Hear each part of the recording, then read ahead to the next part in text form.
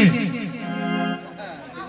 কথায় কথায় আমরা বলি, মৌলভী মাওলানা হাফেজ কারি আমরাও বলি, আমার দিনের নবী এই বলেছেন, আমার দিনের নবী ওই করেছেন, আমার দিনের নবী তাই বলেছেন। তাহলে রাতের নবীটাকে কে দিবে আমার কথা জবাব? দিনের নবী যদি আকায়ে নামদার তাজদারে মদিনা আহমদে মুস্তাফা মুহাম্মদে মুস্তাফা সাল্লাল্লাহু আলাইহি সাল্লাম হয়, তাহলে রাতের নবীকে। 130 ফরজ, 14 ওয়াজিব, 22টা সুন্নাত। ফরজের মালিক আল্লাহ আর সুন্নতের মালিক নবী, তাহলে ওয়াজিবের মালিক কে? 14টা ওয়াজিব, তার মালিক কে? হাদিস দিতে হবে। পানি পড়া ভূত নাকি আমরা? 42 বছর গান করে করে বানাচ্ছে পানি পড়া ভূত। খুব সাবধান। এমন কিছু বেতনীতিকর স্বভাব থেকে বোঝা যায় যে সে কেমন হবে। স্বভাব থেকে, ভাব আর স্বভাব, ভাব দেখে লাভ হয় আর স্বভাব দেখে অভাব হয়। কি রে বাবা, আমি যদি কোনো জায়গায় জুয়ো খেলা হচ্ছে সেখানে গিয়ে বসি, পুলিশ যায়, আমাকেও ধরে, আমাকে ভাববে জুয়ো, ভাববে না?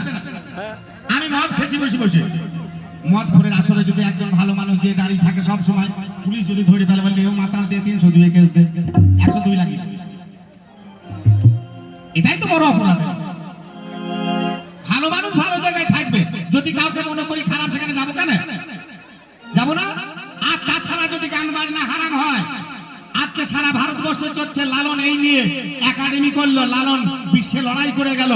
আজকে ইসলামী ল বোর্ড আছে, কেস করে দাও যদি হিম্মত থাকে, বন্ধ করো। আচ্ছা হিম্মত করো, ল বোর্ডে কেস করো, দেখি তুই কিছু নাই, পেট টাকার আমরা মানুষ, তাদের কাছে যে লটাপটি করছে, যাও সেখানে যাও, ইসলামী ল বোর্ডে কেস করো, যে গান করা হলো থেকে জেলে ভরে দাও, বা গান বাজনা যারা করে হারাম, দলিল দেখাও, কোরআন দেখাও, হাদিস দেখাও, জেল করো তাদের। সে তো ক্ষমতায় হবে না। যত লড়াই খালি গায়ে গায়ে গ্রুপবাজি, এটাই হবে নাকি? গায়ে গায়ে ঝামেলা লাগানো এই চলবে? খবরদার গায়ের লোক কেউ কাউকে ভাই ভাই, আপনার মুসলমান মুসলমানের ভাই, খবরদার দাঙ্গা করবেন না, কারো কথায় উস্কানি দেবেন, ঠিকঠাক করে চলবেন, শান্তি বজায় রাখবেন।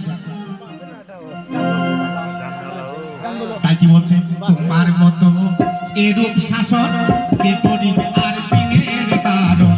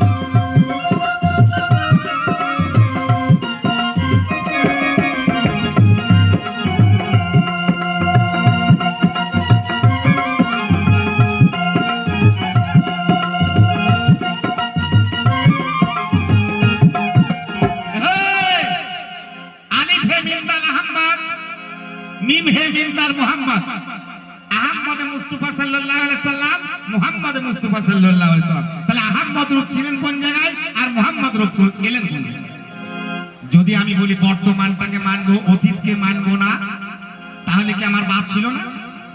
আমার দাদু ছিল না? দাদু না থাকলে বাপ হতো না, বাপ না থাকলে আমি হতাম না।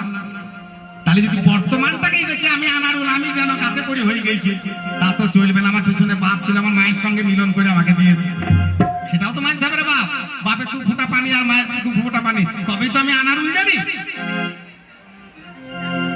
অতীত মানতে হবে, বর্তমান মানতে হবে, পরে ভবিষ্যতে কি হবে সেটাও দেখতে হবে। খবরদার গায়ের লোককে আমার অনুরোধ, পায়ে হাত দিয়ে সকলকে, যেন গ্রামে গ্রামে দাঙ্গা করবেন না, ঝামেলা করবেন না, শান্তি বজায় রাখবেন। যদি কেউ মনে করেন যে আপনাদেরকে দাঙ্গা লাগাবার চেষ্টা করছে, তার থেকে বিরত থাকবেন, সরে থাকবেন, ঝামেলার দিকে যাবেন না। আশা করি আপনারা শান্তিশীল মানুষ। এই গ্রামটাকে আমি বহুদিন থেকে চিনি, আজ থেকে 22 বছর আগে আমি 4, 5 বা 6 বার এসেছি, তারপরে 20-22 বছর আবার ইতি ছিল, আমি আসি। গ্রামকে আমার খুব ভালো লাগতো। এক মুরব্বী ছিলেন এই বাড়ির, এই পাকা বাড়ির এই সামনে, উনি তখন চালাতেন, পরিচালনা করতেন, আমার খুব ভালোবাসতেন।